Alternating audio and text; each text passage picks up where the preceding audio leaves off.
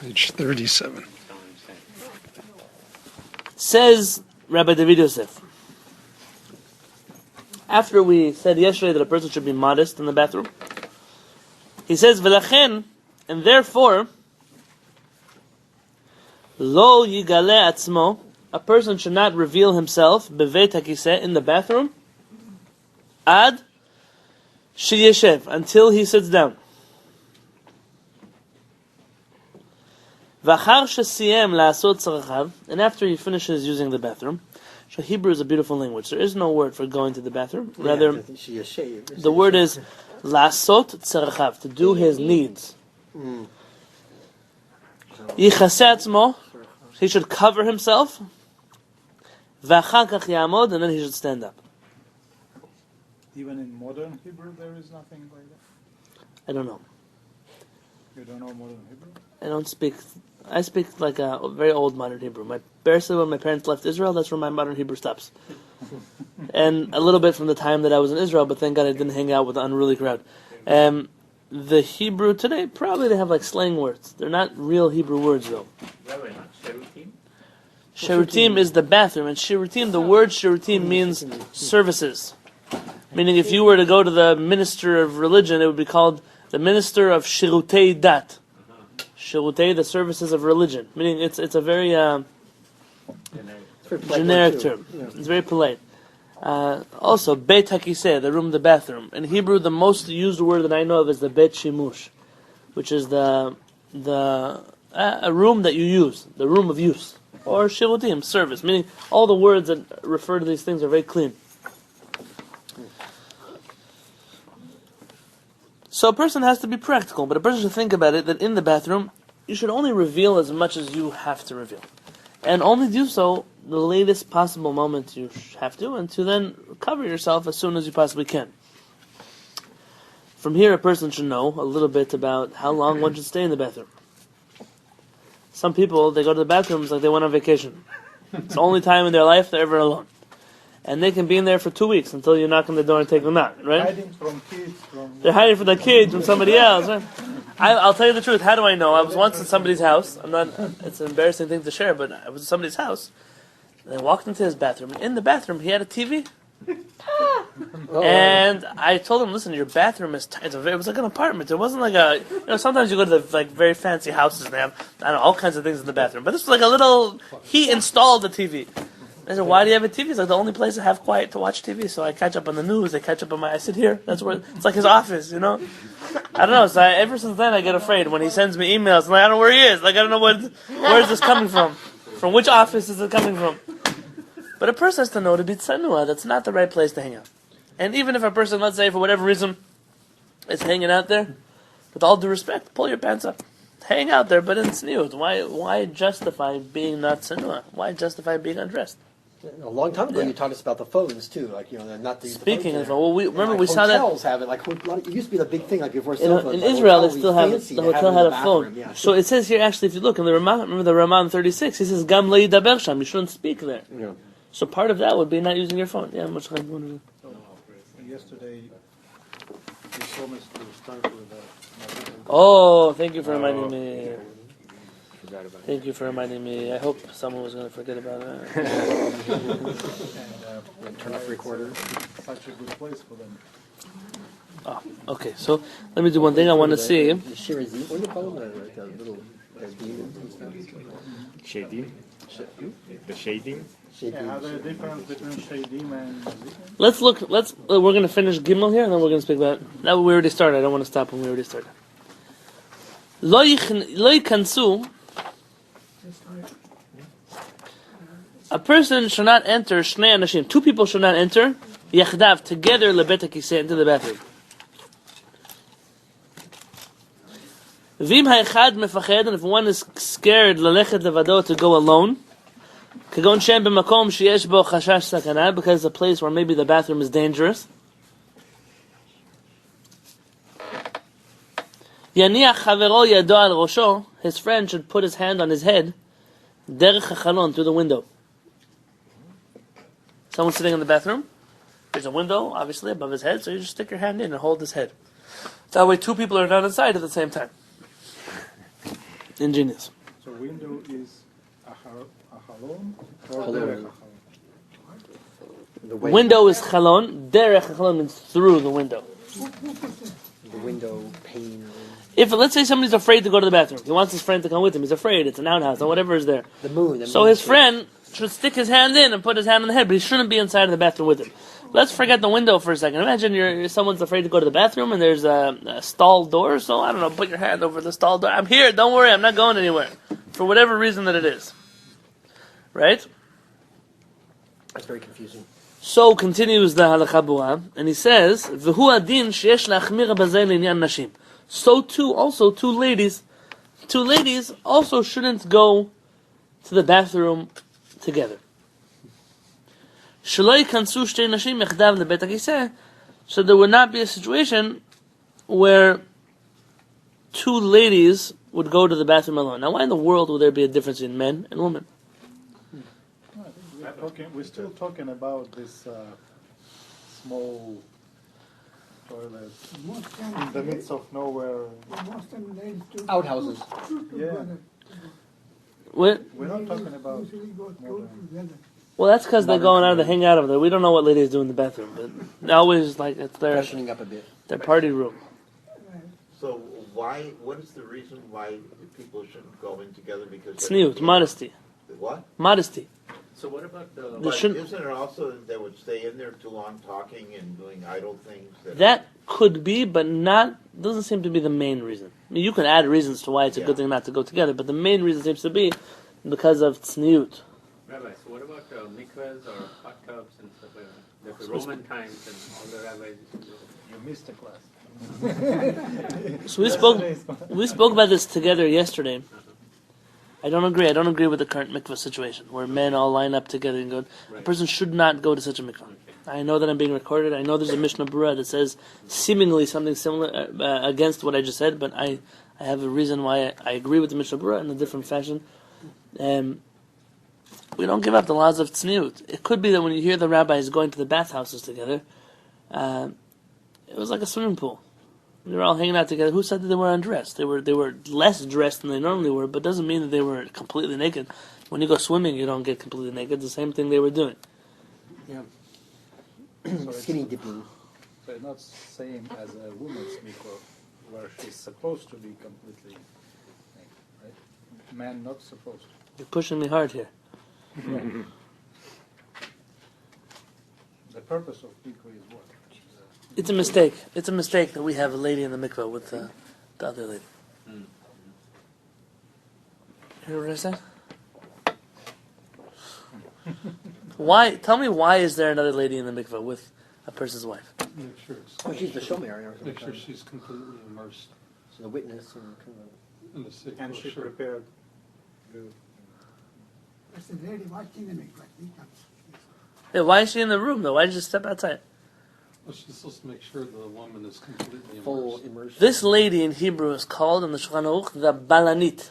The balanit has two purposes: to take care of the mikvah, to make sure it's the key is to open and lock it, and the second thing is practically as follows: when a lady goes into the mikvah, all of her hair has to come with her, because sometimes ladies have long hair, and the mikvah is not so deep, and especially according to those who are not. I don't know practically what Chabad does, but the Alter Rebbe of Lubavitch held that a lady should lay down this way when she goes to the mikvah. I don't know what Chabad ladies actually do, but I know that's in his Shulchan Aruch. He said a lady should lay straight. We call it like a fish, like this way. Oh. We don't do that. The rest of Am Yisrael, when we go to the mikvah, a person goes in and they crunch themselves up like this, and the hair goes up. The problem with the hair going up is, so the floor is here, and the person is this big, so they crunch themselves up to be this big. But their hair can go onto the surface, and if it's at the surface, it's not under the mikveh. So there's supposed to be someone who should check that the hair goes under the mikveh. Could a husband do that for his wife? Yeah. No, because a husband shouldn't see his wife before she becomes pure in such a fashion. And therefore, the husband practically cannot be the one to do that. So a rabbi's instituted that there should be someone who her entire purpose is to check the hair. And that's why when she comes out, she says kasher or whatever else, and she's good to go. Right. The other things that she does, though, checking nails, checking if she showered, scrubbed down her, that is not her job. It's not her job. It's not a person's place, a lady. I don't care if it's two ladies. She shouldn't be looking at another lady who's not dressed. She also has laws of tzniut. Right. What are you looking at her for? Yeah, that's ridiculous. And actually, it makes many ladies uncomfortable to go to the mikveh. So I'm in the water, so you can't really see much. So you can see my hair good, and then leave the room, let me come out. Why is she still there when she comes out? The whole system of mikvahs, and already I'll tell you, it's become other things, other problems.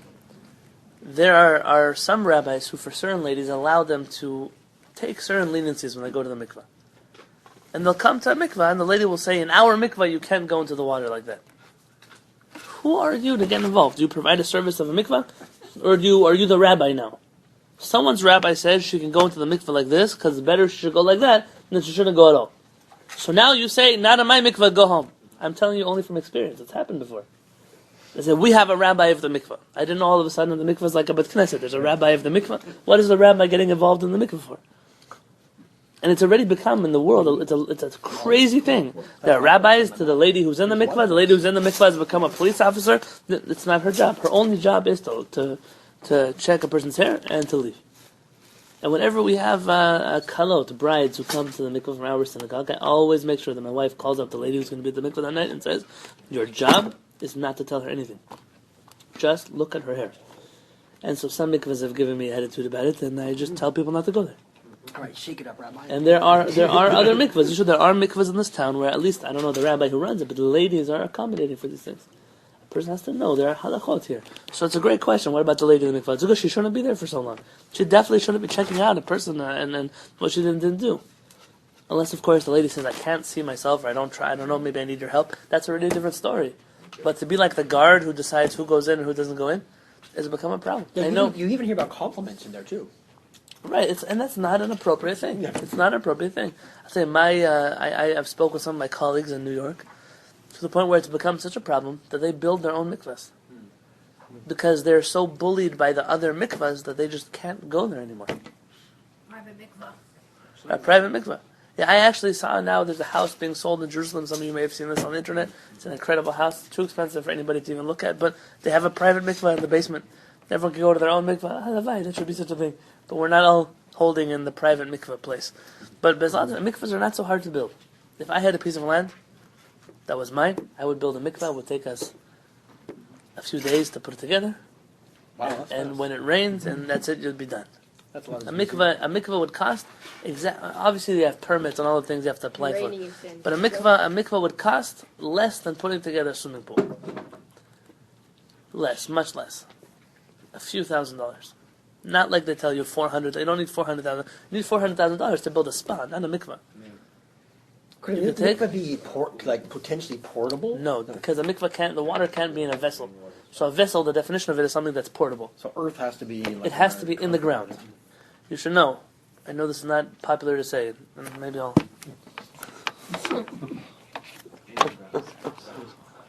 We need like one of those big. Well, so again, back to our idea about being together. Is it on or off? It's on. Oh, no. On. Yeah, you said about two women being together in the mikvah. But what about the woman supposed to be completely naked in the mikvah?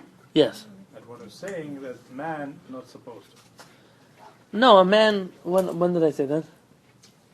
You said that rabbis were. Oh no, in the bathhouse, like when they were in the swimming pool. He asked me a question: how could you find stories in the Talmud where rabbis were in the bathhouse together? Probably because they were somehow dressed.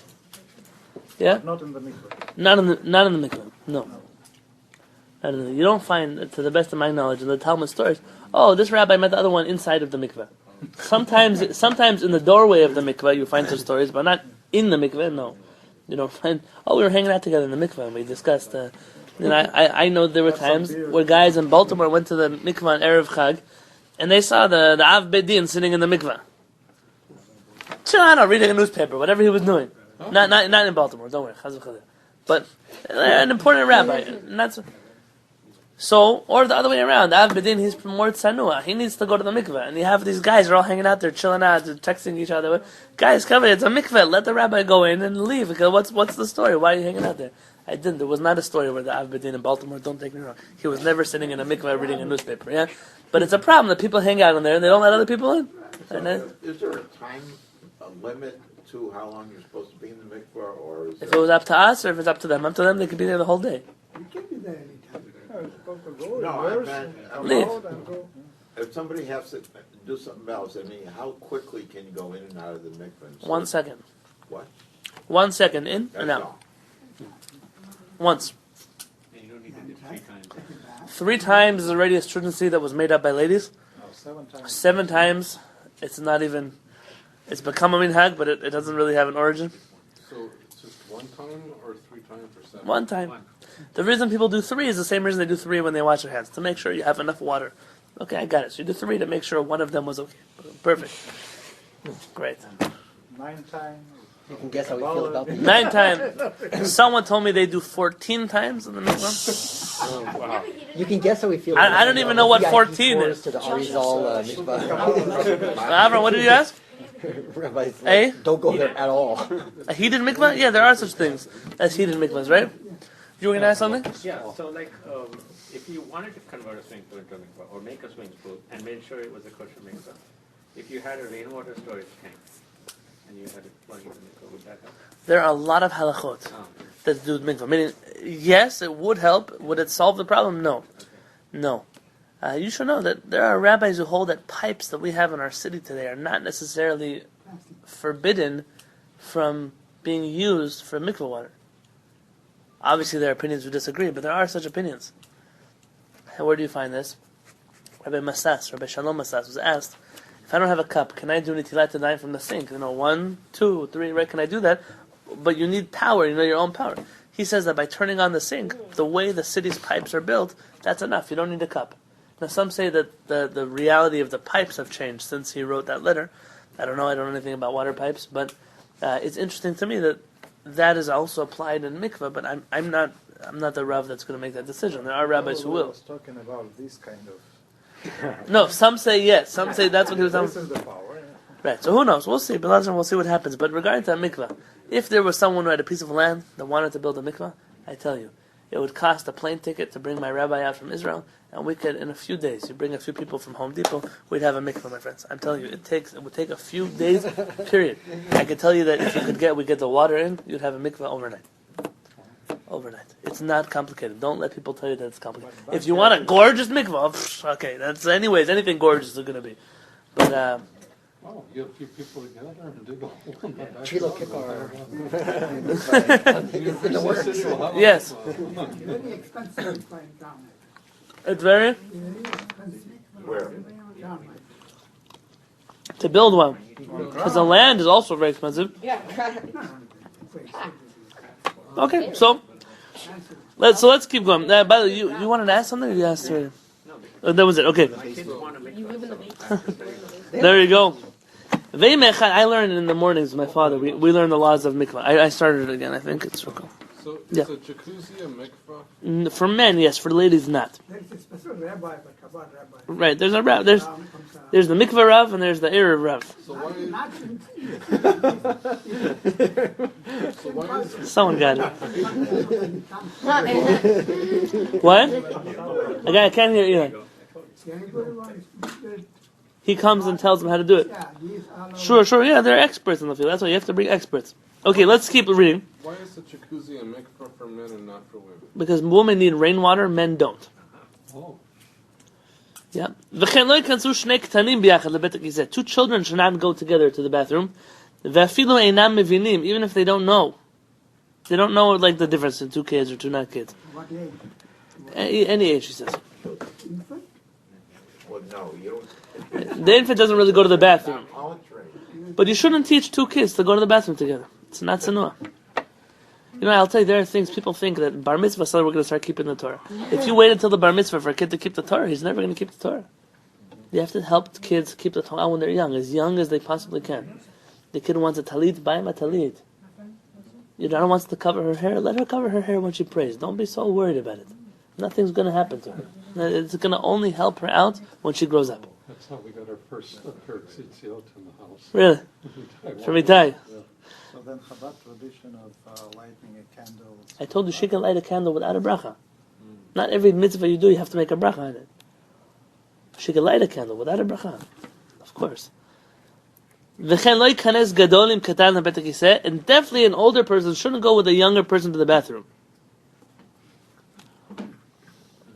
What's the translation of those older persons? Are they talking about like a real senior citizen, or just like No, someone who's an like adult 10 years with a older? child.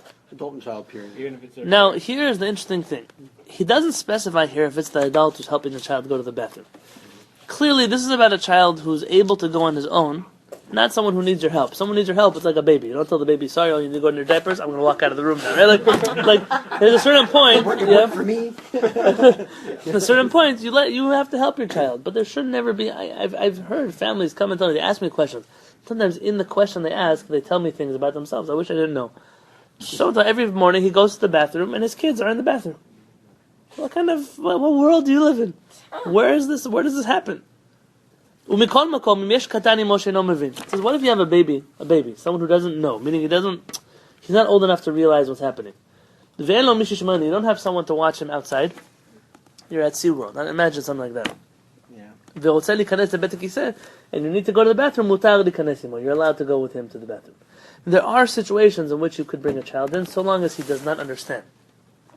So long as he does not understand. Such halachot also exist with those of you who have children, when a child's a baby and having them inside of a bedroom. At a certain age, though, you have to move them out. The reason being that now they reach a category of he mevin, he understands what's going on, and he's no longer allowed to be in such a room at such a time. There are a lot of halachot, that modesty that connect together. When you tell someone to be tzanua, we should stop focusing only on the stockings and the skirts. Yeah, so There's a it's lot like of size and midot, heights. character traits, that come along with being tzanua. You'll actually find that if people were careful about these things, the way they dressed is a minor detail. Someone who in their general life is modest, they generally dress pretty modestly on their own. Right? But somebody who you force to dress modestly, it doesn't always make them a modest person in their actions in their life. And that's why the halachot here, the first time you bump into modesty, is actually about going to the bathroom. I asked the question before, they didn't answer, and then I'm going to speak about the mizikim that you asked me to speak about. Why are two ladies, why would that be different than two men? What difference does it make? Why is it also two ladies shouldn't go together? So there is no, you shouldn't give me an answer because they want to be right. If you look for a second, we're not going to do the whole thing, but if you look inside, there may be one right here. I don't know. Who needs it? Oh, for a drink. Sorry. So, by the way, this spare belongs to Zev Rosenberg. He donated to the group. If anybody wants his number after the class, send him a text message. He's not feeling well. He was at his wedding of his daughter. He busted his knee. He busted his knee? Yeah, he's not able to walk really, and he's doing a lot of physical therapy and stuff. He's thought about asking us to move the class over there. I told him I'd speak to you guys about it. I'm not going to do it right now, but we think, even if we don't do that, let's just, maybe these guys can call him or send him a text message. Down the street here. He's at home. He's able to walk outside the front door. Right. He's able to walk a little bit, but it's hard for him. He tried coming the other night and he just couldn't make it up the stairs. So he's getting better, Baruch Hashem. But we're thinking about him. I'll give out his number at the end anyways. So, he says here, if you look in the footnote in the Rashi script, number Zayin. It's the last bold in the parentheses. He says here, Ayen b'Sanhedrin, look in Talmud Sanhedrin, Hitkinu, our rabbis made a decree, Shiu nashim mesapot b'veit hakiseh, that ladies should intentionally speak to each other when they go to the bathroom. for safety or something? Mishum yichud, because of the prohibition of yichud. Let's stop there. It used to be that a bathroom, there wasn't a men's bathroom, a woman's bathroom. There was like a room outside there somewhere. It could even be a big place that people went to the bathroom. And our rabbis didn't want there to be a situation in which a man would come inside to the bathroom and find a lady in there, or two ladies in there, and then it would be an awkward situation. So how do you know? Our rabbis actually made a decree that so long that a lady is in the bathroom with her friend, they should speak loud enough so that someone outside can hear. And if you hear the bathroom's quiet, you can assume that a man can enter. You can assume that a man can. This is before they had locks on the doors. And assuming this is a situation in which there was no lock, it's a public bathroom. You can't lock your door. Rather, this is it's an interesting halakha that ladies specifically are allowed to speak to each other. Not just allowed, but they should. They should speak to each other. What Aruch HaShulchan does say, though, that nowadays this doesn't apply. We don't have this halakha, it's not a problem, and that there's no leniency anymore for ladies to speak in the bathroom. But there is this new trend now of coming back with the family bathrooms and the intersex bathrooms. Right, that's okay. That's an interesting trend. Yeah. So that was the reason why two women should be encouraged to go in together? Yeah. Yeah. I mean, you see from that story that not only were they encouraged to talk, but also, very nice, to go in together. What if woman has a man's voice? That would be a problem. It would be a problem, we'd all get confused. That's another problem. Right? So, She could have a beard too. let's stop here for a moment. We're just going to speak a little bit about mizikin. Mizikin. Wait, I had one more question Sure. about the two women. So can't one talk through the window to the other inside? It seems it was like a buddy system. They both had to go to the bathroom. Cell phone is common. Cell phone. It's not allowed, though. People make a mistake. They talk on their cell phone. Right, nobody asked us, but that's what they do. Sure. We as Jews have to be different. Okay. Mizikin literally translates to mean damagers. Those who do nezik, those who damage. A word that seemingly is synonymous with this would be the word Shin Dalid Yud Mem. I don't want to say it. We don't have a custom not to say it. Those, we'll refer to them here on out as demons. You know, it's not the real translation. That's what they mean. Some kind of evil force, spirit, something or another, being, whatever you'd like to call it. They don't do that. They do. Both now. So some say they're the same exact thing. Just one's like a Hebrew version, one's an Aramaic version.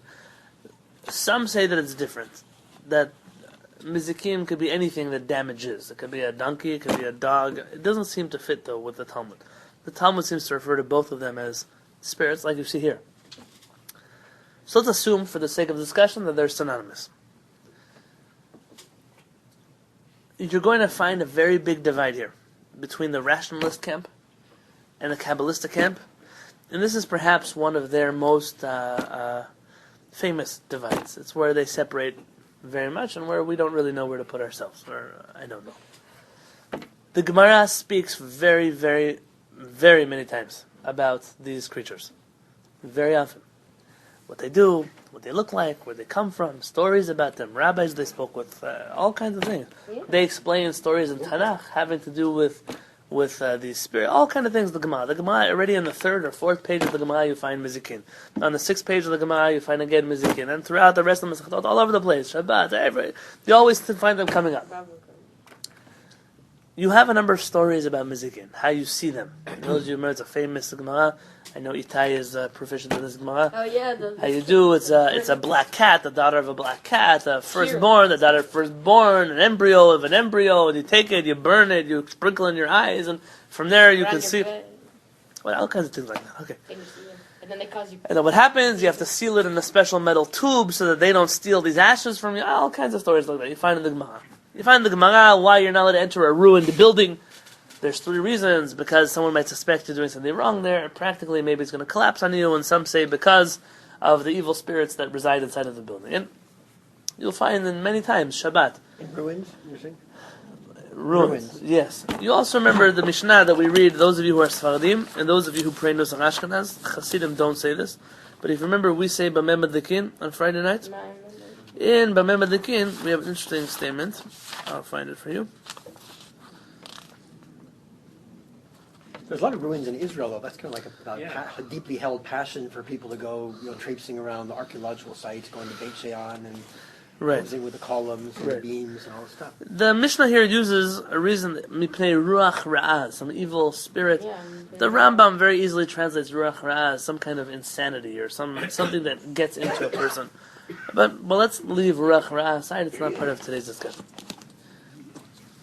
Some say the person leaves the tchum because he got a takfo, a shindalet, one of the kanim, all kinds of things, stories that happen all over the Gemara. And then you find interesting stories about the Gemara. There's a king of the demons, his name is Ashmedai. There's a queen of the demons, her name is Lilith, in English known as Lilith. That's why on Friday night, the custom among at least European Jews is not to say Laila Tov, good night, because it sounds like the word lilit. Sounds like the word lilit. And I'm in particular, I try as much as possible to say Shabbat Shalom.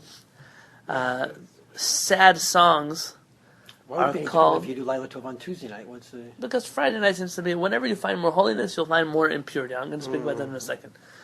You find many customs that come. For example, Rabbi Nachman of Breslov has a piece in his Likutei Moharan where he says, if you find Jews that all they do is sing sad, slow songs, he said, they are people who are really trained by demons. He says, because the term for slow crying is liyalel, miyalelet, someone who mourns, weeps. That is from the word lilit. Again, he says that, and therefore he says, you should know that they come from the power of these demons. The Hasidic masters once said of their opponents that the rabbis who opposed them were not really rabbis, but they were demons in the flesh, and they were not really humans, really. They were actually out to just get them. There are such pieces in Hasidic writings.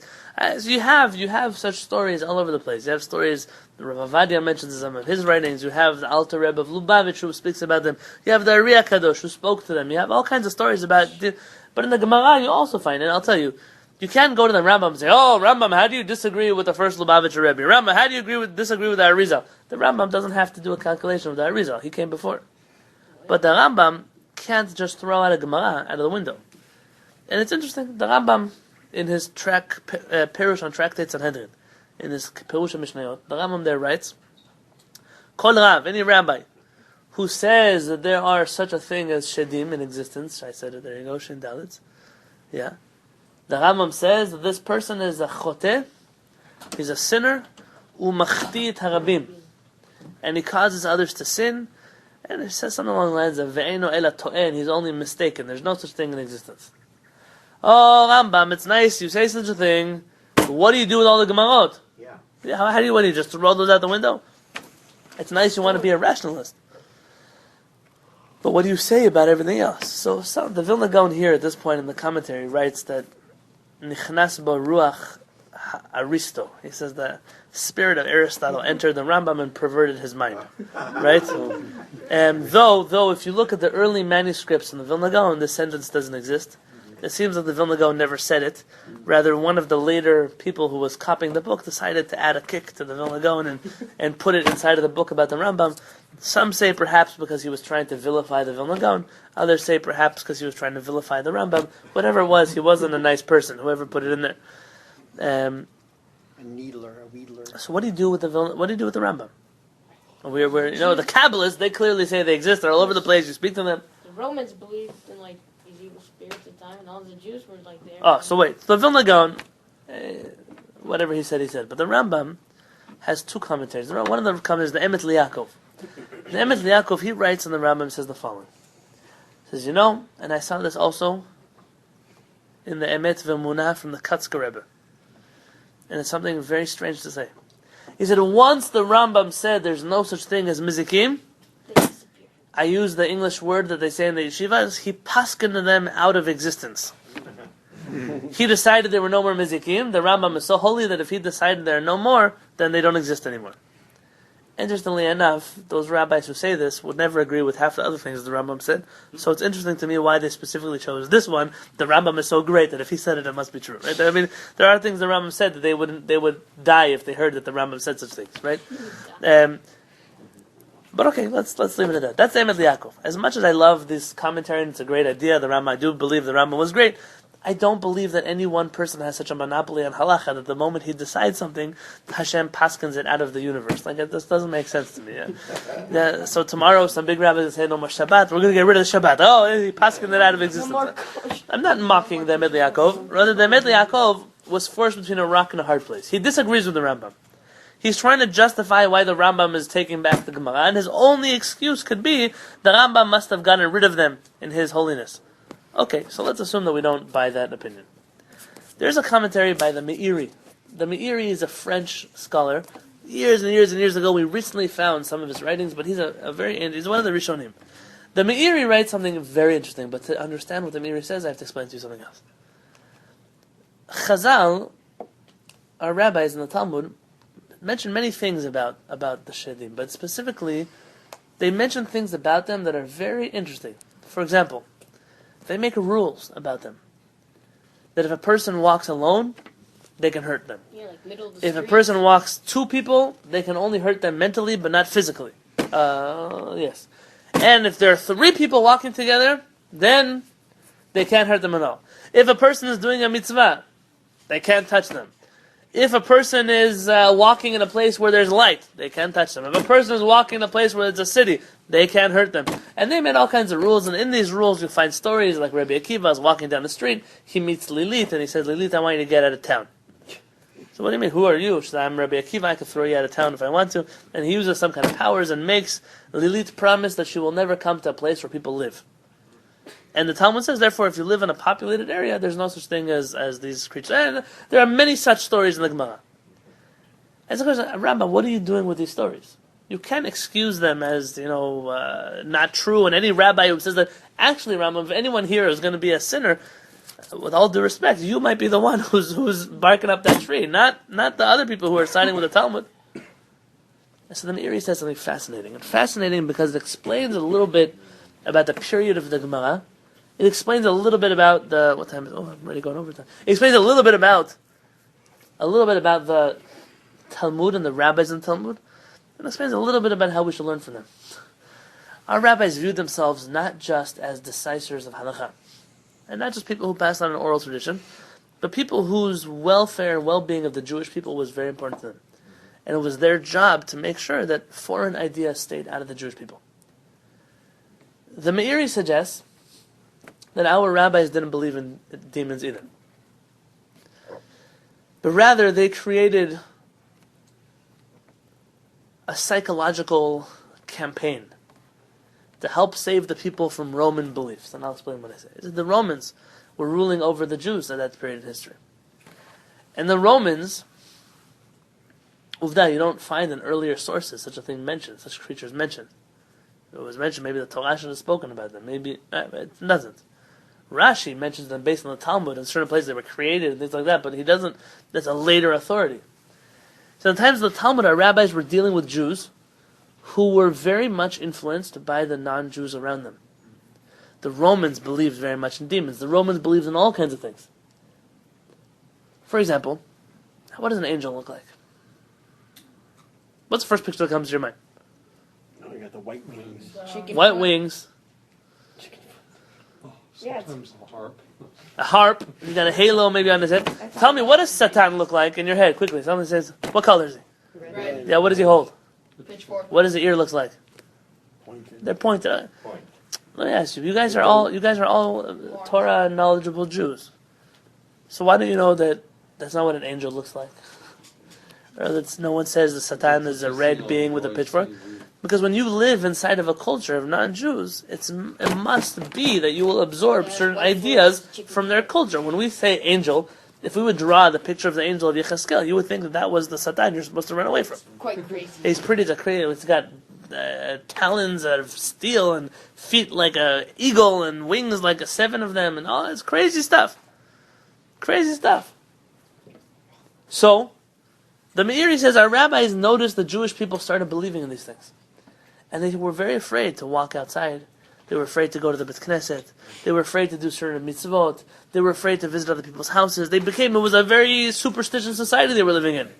So our rabbis stood up and said, we cannot say they don't exist. Because if we say they don't exist, you know what they're going to say about us? That we're liars. Oh, the rabbis, they don't know anything. The Romans, they know. The rabbis, what do they know? They do that today all the time. A rabbi will say an opinion, something about science or medicine or philosophy. Oh, what does a rabbi know about such things?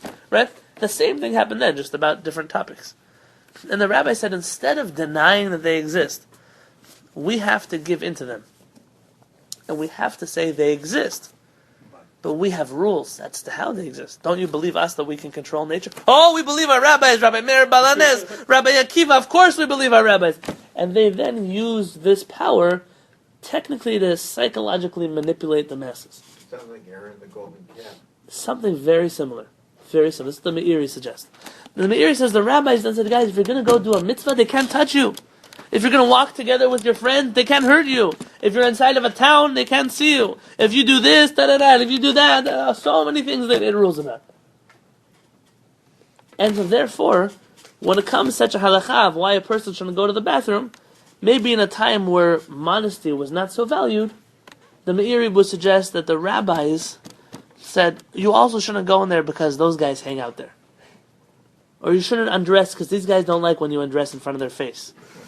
Right? And they added them in as extra. Why should you go into a ruin? Because it might collapse on you. But these guys, they clearly don't care about danger. They're daredevils. Oh, but because there's shin daleds in there. Oh, we're not going to go in there. Right? So you have to back up the halacha. Kind of like I once heard a rabbi telling somebody, the reason you have to put on tefillin is it says in Kabbalah you should put on tefillin.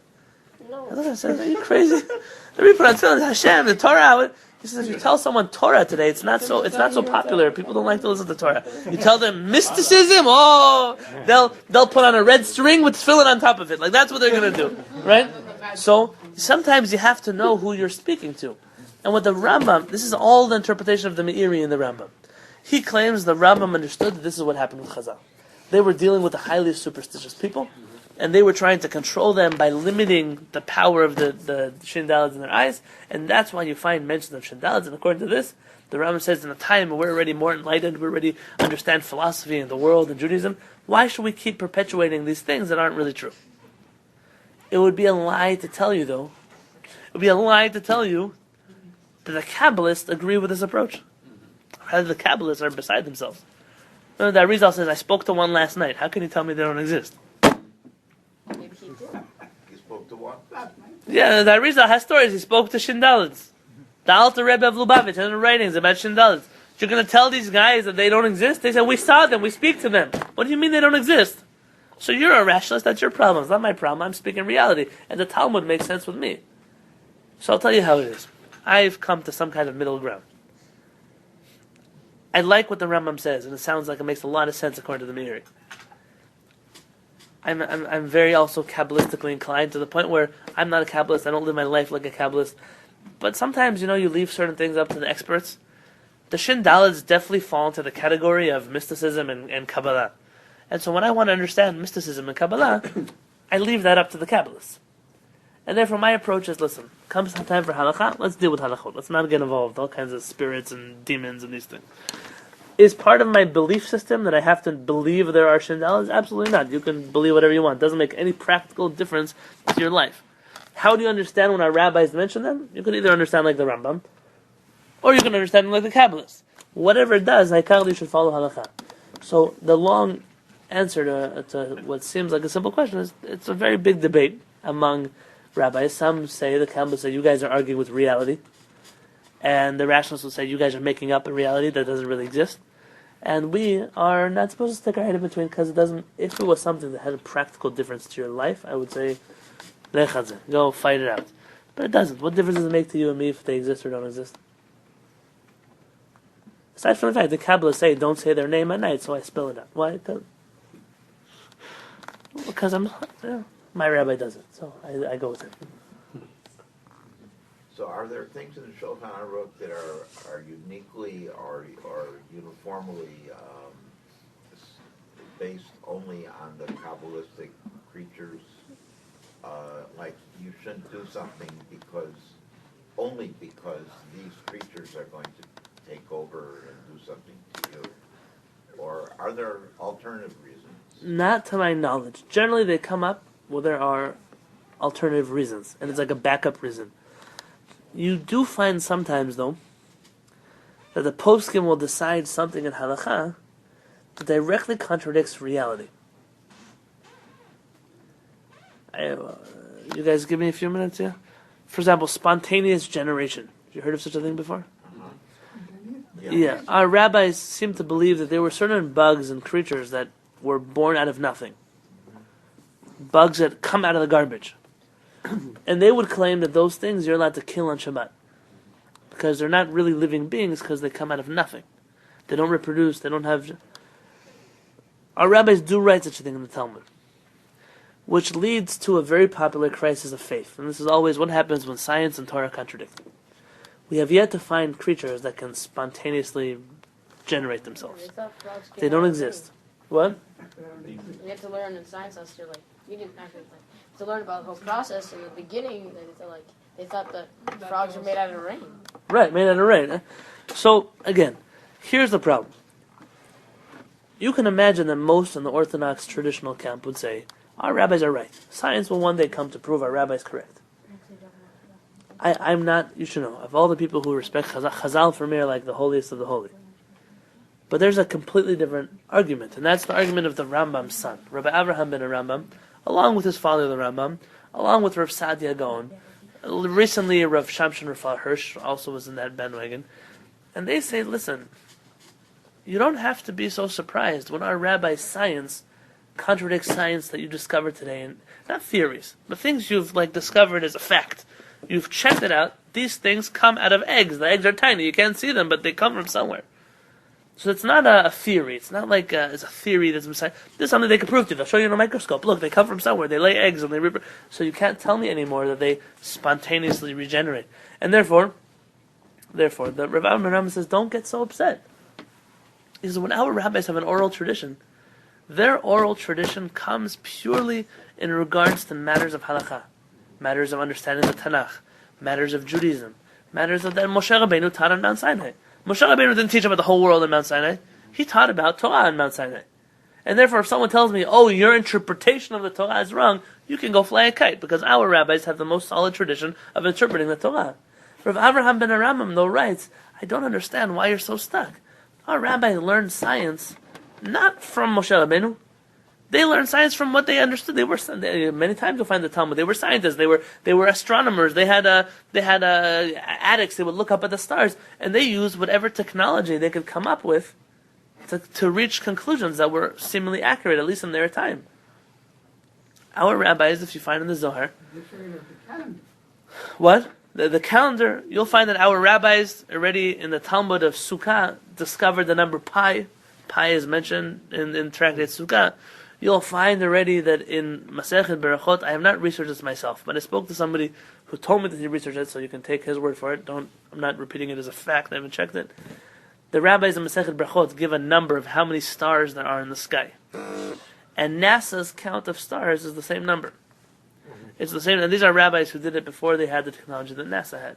So what would happen though if NASA found 10 million more stars? Would that make a crisis of faith for me?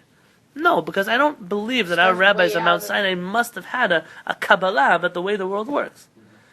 And that's why when the Talmud says that the sun goes around the earth, and science shows you that the earth goes around the sun, our rabbis were teaching you a point of musar. They were saying something more important doesn't move for something less important.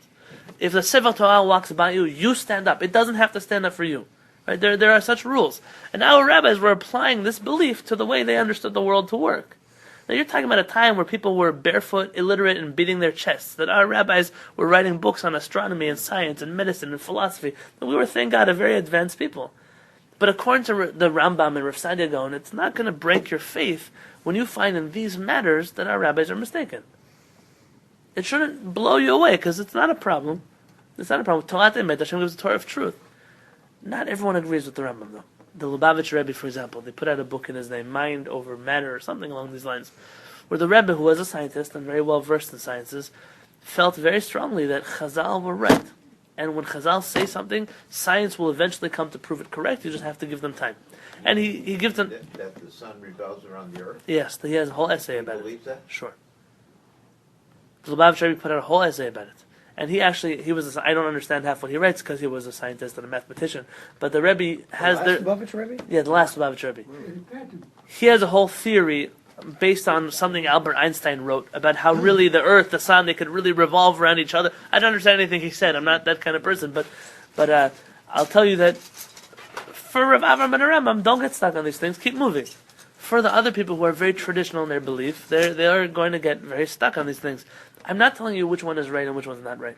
But I find that sometimes the Jewish community will get stuck on certain things because of traditionalism versus rationalism, when you find there are very early precedents to this kind of thinking in the Jewish people, and they were not Reform rabbis. They were the Rambam and his son and Rav Sadia Gaon and some pretty big names. And so you asked me about halakha. So when you find in the Shulchan Aruch, the Maran says you can kill these kind of bugs that come out of the garbage. So if you're from the camp that still believes that what Chazal said was accurate, you would still kill those bugs that come out of the garbage. Whereas if you were from the camp of the Rambam, let's say, and you now today know, you would no longer kill those bugs because they're considered a life you can't kill. Some would say that it's not a contradiction because Maran was only talking about bugs that come out of nowhere. He wasn't telling you that's what happens. Just that if they exist and that you can kill them when you don't find that such a thing exists. Some have a different understanding. What does it mean come out of nowhere? It means they weren't born outside and came into the garbage. That they were born in the garbage. Meaning, I mean, there are a lot of halachot. Not so many, but there are some things that would come up.